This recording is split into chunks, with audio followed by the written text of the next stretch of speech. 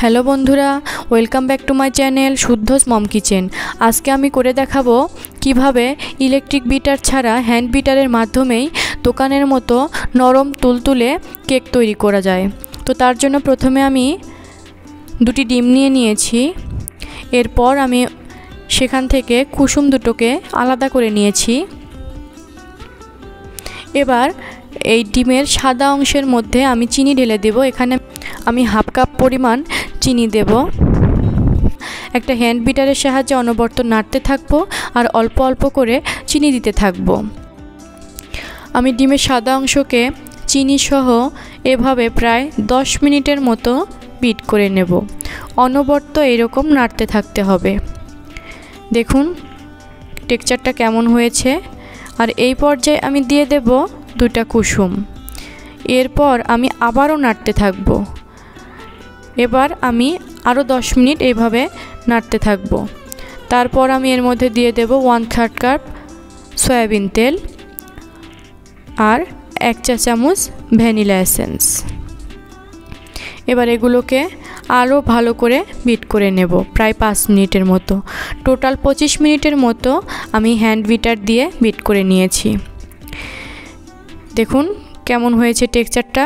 এরপর আমি একটি চালনির সাহায্যে শুকনো উপকরণগুলো ছেঁকে নেব। এখানে আমি 1 কাপ ময়দা দিয়েছি আর দিয়ে দিয়েছি হাফ টেবিল চামচ বেকিং পাউডার। এবার ডিমের ফর্মের সাথে ময়দাটিকে ভালোভাবে মিশিয়ে নেব।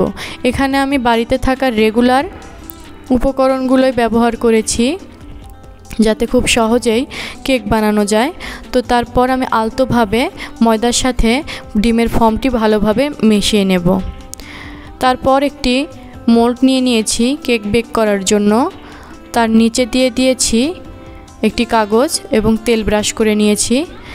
এবার আমি ব্যাটারটি এর মধ্যে ঢেলে দেব।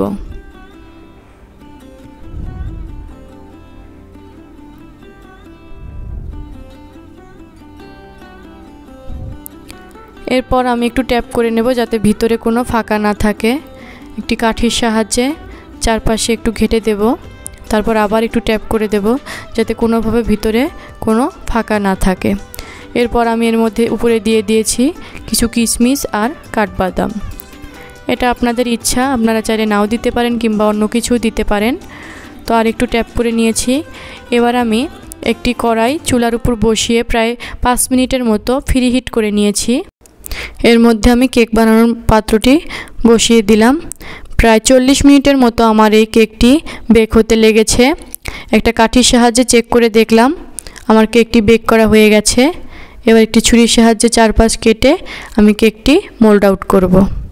তো এইভাবেই খুব সহজেই বাড়িতে থাকা উপকরণ দিয়েই এরকম নরম তুলতুলে সফট কেক বানিয়ে ফেলতে পারেন। আমার ভিডিওটি যদি ভালো লাগে তাহলে আমার চ্যানেলটিকে সাবস্ক্রাইব করে রাখবেন। ধন্যবাদ।